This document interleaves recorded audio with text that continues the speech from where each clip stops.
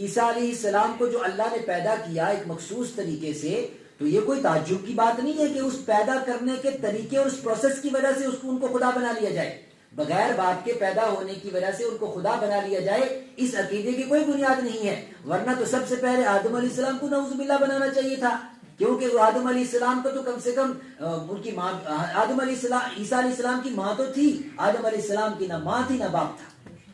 آیا آگے، ان مثل عیسیٰ عند اللہ کمثل آدم، عیسیٰ علیہ السلام کی مثال بالکل ایسے ہی ہے جیسے کہ آدم علیہ السلام کی۔ اگر خدا بنانے کا اگر بنیاد یہ ہوگی تو پہلے کس کو بنایا جائے گا؟ آدم علیہ السلام کو، حالانکہ آدم علیہ السلام کو خدا کسی نے نہیں بنایا۔ لہٰذا عیسیٰ علیہ السلام بغیر باپ کے پیدا ہوئے، یہ ان کی خدا ہونے کی وجہ نہیں ہے، جیسے کہ آدم علیہ السلام بغیر ماں اور بغیر باپ کے پیدا ہوئے، ان کے خدا ہونے کی یہ وجہ نہیں ہے۔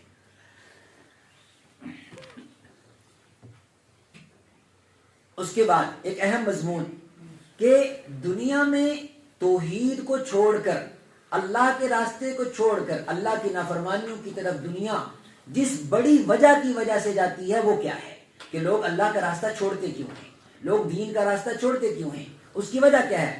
فرمایا دنیا کی محبت، عیش و عشرت اور دنیا کے مزے، 4 دن کے مزے، اس کی وجہ سے اللہ کو ناراض کر کے دنیا میں انسان اپنے مرضی سے جینا چاہتا ہے، اپنی مرضی کے عقائد چن لیتا ہے۔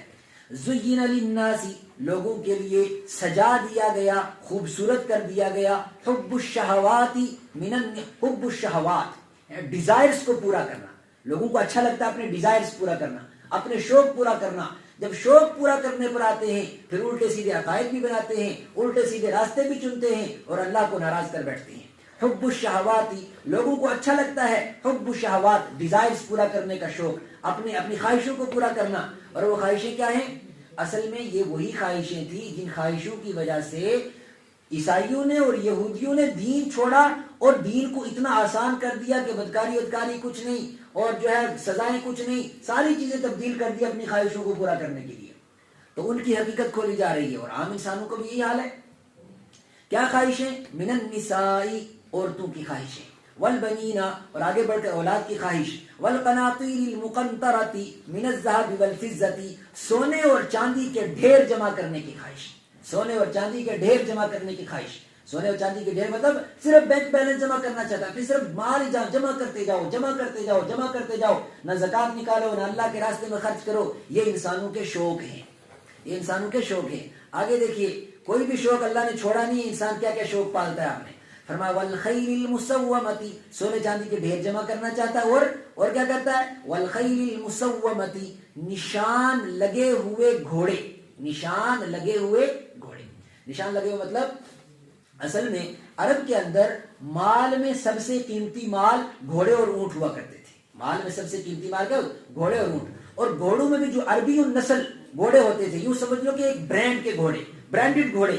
اور آج بھی انسان کیا برانڈڈ گاڑی تلاش کرتا ہے، برانڈڈ لباس تلاش کرتا ہے، اور ایک مطلب جو ایک مارک والی چیز ہو، ایک نشان والی چیز ہو، اس کا اپنا ایک مارک ہو، ایسی چیز انسان اپنے پاس رکھنا چاہتا ہے، ویلیویبل چیزیں رکھنا چاہتا ہے، یوں کہہ لیجیے یونیک چیزیں اپنے ساتھ رکھنا چاہتا ہے۔ والخیل المسومہ، یہ انسان کے ڈیزائر سے، یہ انسان کے شوق ہے، اور ان شوق کو پورا کرنے کے لیے انسان دین کی کوئی پرواہ نہیں کرتا۔ والانعام، اور مال جمع کرتا یعنی مویشی، اس وقت کی مالداری مویشی تھی، آج کی مالداری سونا چاندی ہے، فرمایا انسان ان کو جمع کرتا ہے۔ والحرث، اور کھیتیاں، اور کھیتیاں کیا مطلب؟ ہاں، اور کیا کھیتیاں کا مطلب کہ انسان لینڈ لارڈ بننا چاہتا ہے، بڑی زمینیں اس کی ہوں، بڑی زمینیں ہوں اس کی، پوچھیں اس کی یہ کس کی پراپرٹی ہے؟ یہ میری پراپرٹی ہے، یہ میری پراپرٹی ہے، یہ میری پراپرٹی ہے۔ پراپرٹیوں کے چکر میں خدا کو بھول گیا، پراپرٹیوں کے چکر میں نمازیں بھول گیا، خدا کا راستہ بھول گیا، دین کا راستہ بھول گیا۔ کیا ان میں سے کوئی ایسا شوق ہے جو انسانوں کا نہیں ہے؟ پھر سے دہراتے ہیں اس کو، حب الشہوات، انسان ڈیزائرز پورے کرتا ہے، من النساء، خواہشیں پوری کرتا ہے عورتوں کے ذریعے، والبنین، اولاد کے ذریعے، والقناطیر المقنطرۃ من الذهب والفضۃ، سونے چاندی کے ڈھیر جمع کر کے، والخیل المسومۃ، برانڈڈ گھوڑے، نشان زدہ گھوڑے یا کوئی بھی برانڈڈ چیز، ان چیزوں کو اپنا کر، والانعام، مال کو اپنا کر، والحرث، اور کھیتیوں اور زمینوں کو حاصل کر کے۔ اللہ فرماتے ہیں اللہ کو بھی پوچھو کہ اس کی نظر میں اس کی کیا قیمت ہے۔ ذالک متاع الحیات الدنیا، یہ دنیا کی زندگی کا تھوڑا سا سامان ہے۔ متاع کا مطلب جو تھوڑا سا آپ کو تھوڑی دیر کے لیے ملا، آپ فائدہ اٹھائیے اور واپس کیجئے۔ تھوڑی دن کے لیے آپ نے اپنے پاس رکھا, خوش ہوتے رہے, اور اس کے بعد اولاد کے حوالے کر کے چل بسے. ذالک متاع الحیات الدنیا, یہ دنیا کی زندگی کا تھوڑا سا سامان ہے. واللہ عندہ حسن المآب, اور اللہ ہی کے پاس ہے بہترین لوٹنے کی جگہ, پلٹنے کی بہترین جگہ کس کے پاس ہے؟ اللہ کے پاس ہے. اب جس کا دل چاہے وہ سونے چاندی کے ڈھیر اکٹھے کرے خدا کو ناراض کر کے, اور جس کا دل چاہے کہ وہ انہی سونے چاندی کے ذریعے اور انہی دنیا کے مال و دولت کے ذریعے یا عبادتوں کے ذریعے اللہ کے یہاں اپنا ایک اچھا ٹھکانہ